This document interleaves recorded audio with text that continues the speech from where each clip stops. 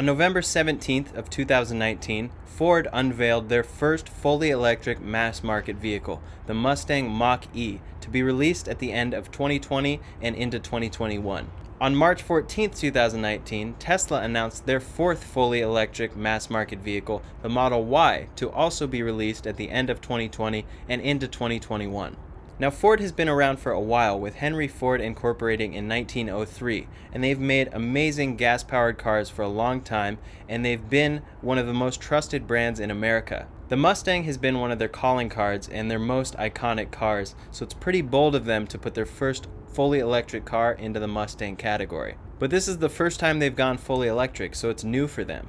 Tesla, on the other hand, was founded in 2003, which is 100 years after Ford, and their mission has always been to accelerate the world's transition to sustainable energy. And they do this with electric cars and with solar energy and home batteries and so on. So both of these companies have a new, high-tech crossover SUV, and how do they compare? If you're interested in one of these cars in particular, you can see in the description below I have a link to my other videos, a complete guide on the Model Y and a complete guide on the Mach E. But for now, let's put them head to head. First off, the Model Y is taken largely from the Model 3. It actually shares about 70% of its parts, so Tesla has basically taken most of the design from the Model 3, and it's been around since 2017. And it looks like Ford's Mach E took a lot of its design from the Tesla Model 3 and the Model Y. So how do you think Tesla feels about this? Well, Tesla's CEO Elon Musk, who's fairly vocal on Twitter, actually tweeted and said, quote, "Congratulations on the Mach E. Sustainable electric cars are the future. Excited to see this announcement from Ford, as it will encourage other car makers to go electric too." And then Ford responded to that and they said, "Thanks, Elon. We couldn't agree more. See you at the charging station." So, it seems like they're on good terms, and nothing like some good, friendly competition. So now let's get into the details. The Mach E and the Model Y are both releasing at the end of 2020, with certain variants coming out later in 2021. Both cars are fully electric with zero emissions. They have instant torque, and they have a front trunk. They don't need oil changes, so that's low maintenance, and all the stuff that comes with electric cars. And additionally, they each have hatchbacks. So the Ford Mustang Mach E seats 5 people and has 59.6 cubic feet of cargo space. And that's compared to the Model Y, which has 66 cubic feet of cargo space and seats 5 people.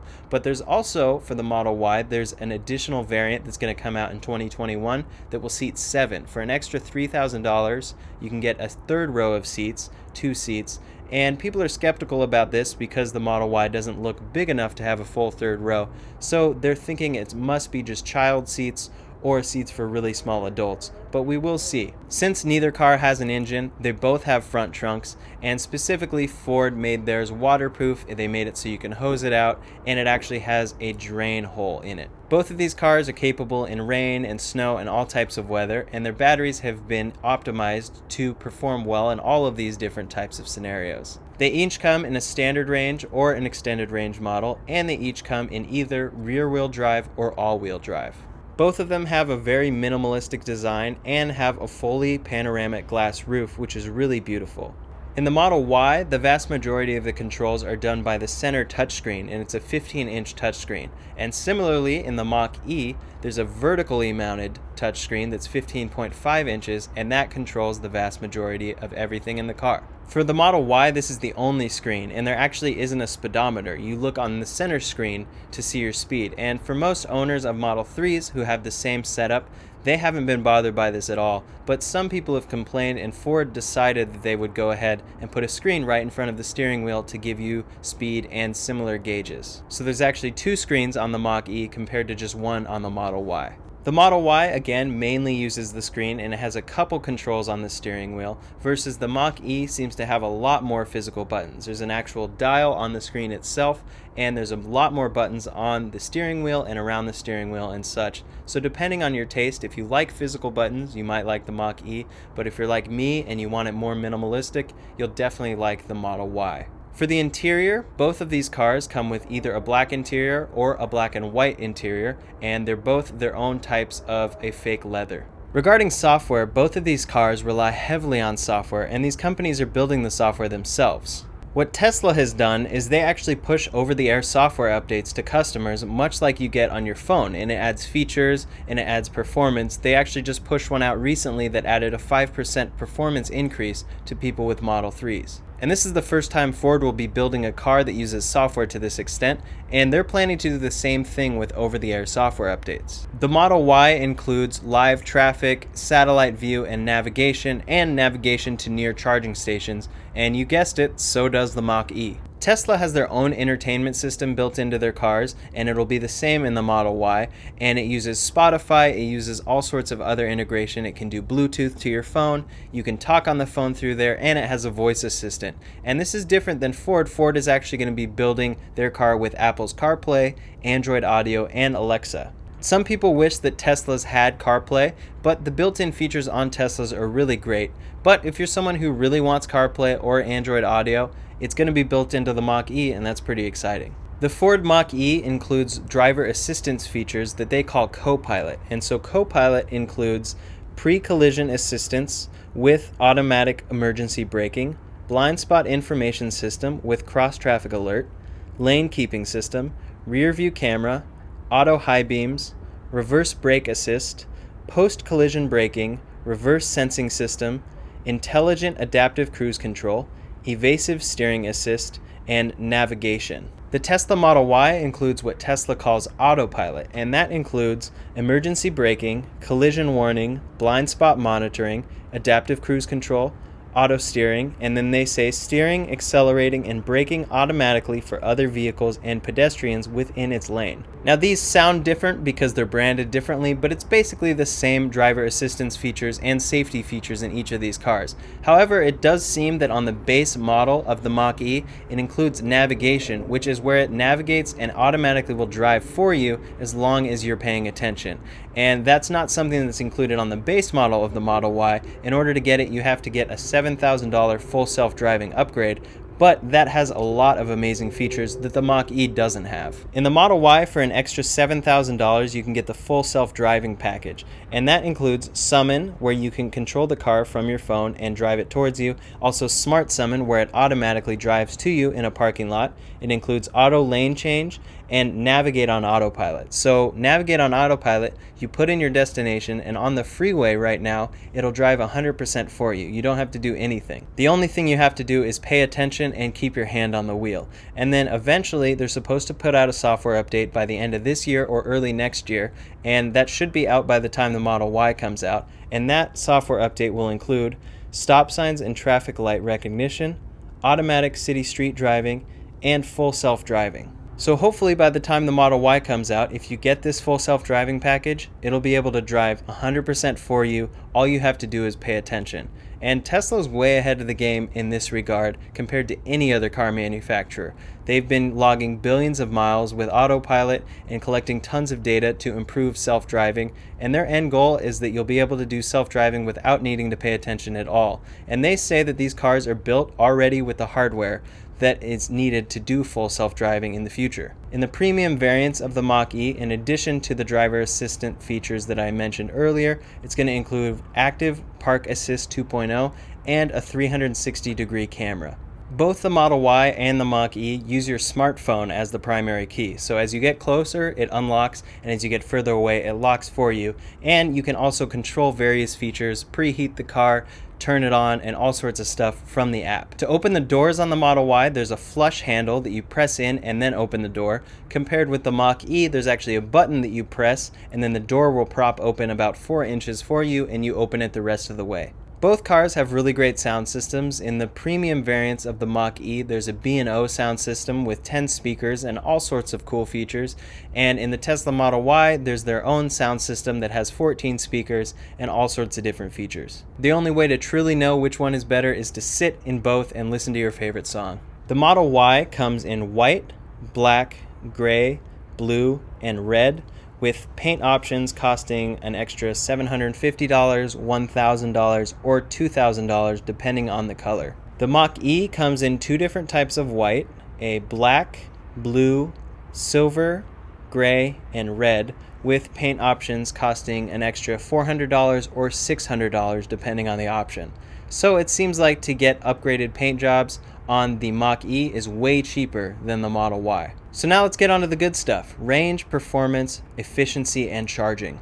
The cheapest variants of both cars have fairly similar specs. The Mach E Select starts at $43,895 and it gets a 230-mile range with a low 6 seconds 0 to 60. The Model Y standard range starts at about $43,000 and it gets the same 230 miles of range with a 5.9 second 0 to 60. The Mach E Premium starts at $50,600 and gets a range of 300 miles with a mid 5 seconds 0 to 60. Compared with the Model Y Long Range, which starts at $48,000, gets a range of 300 miles and a 0 to 60 of 5.5 seconds. One notable difference between these two cars is that the Mach E is using a 75 kilowatt hour battery to achieve 230 miles of range. Compared with the Model Y, it's using a 50 kilowatt hour battery to achieve that same range. Similarly, with the long range versions, the Mach E is using a 98 kilowatt hour battery to get 300 miles of range versus the Model Y is using a 75 kilowatt hour battery to get 300 miles of range. The reason this matters is efficiency. So you're getting about 3.06 miles per kilowatt hour on the Ford Mach E versus 5 miles per kilowatt hour on the Tesla Model Y. So that's quite a bit more efficient. And it's very similar to gas mileage. It means that you're going to be paying more per mile to drive the Mach E than the Model 3, and also it's going to take quite a bit longer to charge it.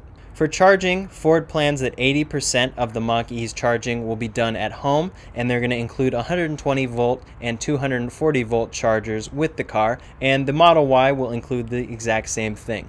On the go, Tesla has built out a giant network of superchargers that all Teslas will be able to use, and that has over 14,000 stations worldwide, and those can charge up to speeds of 250 kilowatts, which is super fast. In the Model Y, it'll actually get you about 168 miles of range in as little as 15 minutes. So if you're going on a long road trip, say from Los Angeles to San Francisco, it's going to automatically route you to the charging station that you need, and it's not going to take that long. It's going to charge very fast at a supercharger. And those stations are Tesla exclusive. Only Teslas can use those. Similarly, Ford has launched what they called the Ford Pass Charging Network, and it's different than Tesla superchargers because they're actually partnering with other companies, and so only Fords are going to be able to use this app that makes it really convenient, but Teslas and all other electric cars can use these same stations that the Ford Mach E will be using. They have over 12,000 chargers in the US and Canada, and it will charge pretty fast, but not as fast as superchargers. It's going to charge up to 150 kilowatts.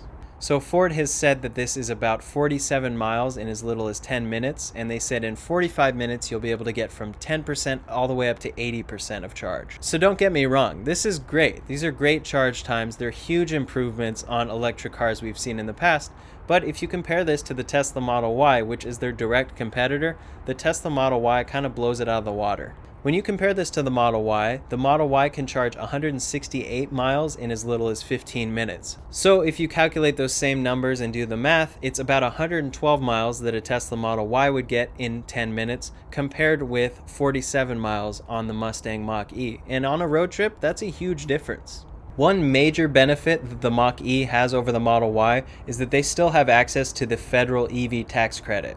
So if you buy a Mach E, you'll actually be able to get $7,500 in a tax credit back from the government on that car. And with the Model Y, you won't be able to get anything.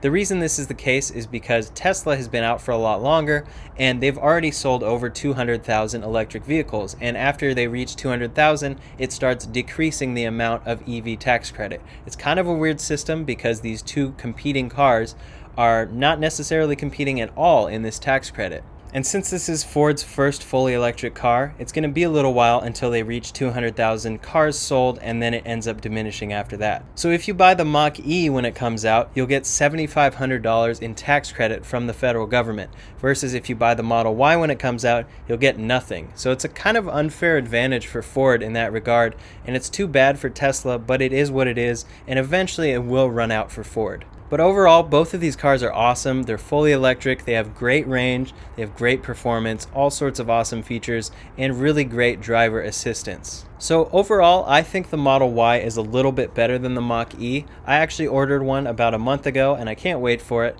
But I think in battery efficiency and future updates and autopilot features and self-driving, they're ahead of the game and ahead of Ford. But compared to Ford, Tesla is a very new company, so a lot of people might trust Ford more, and they might finally go electric because of this Ford fully electric vehicle.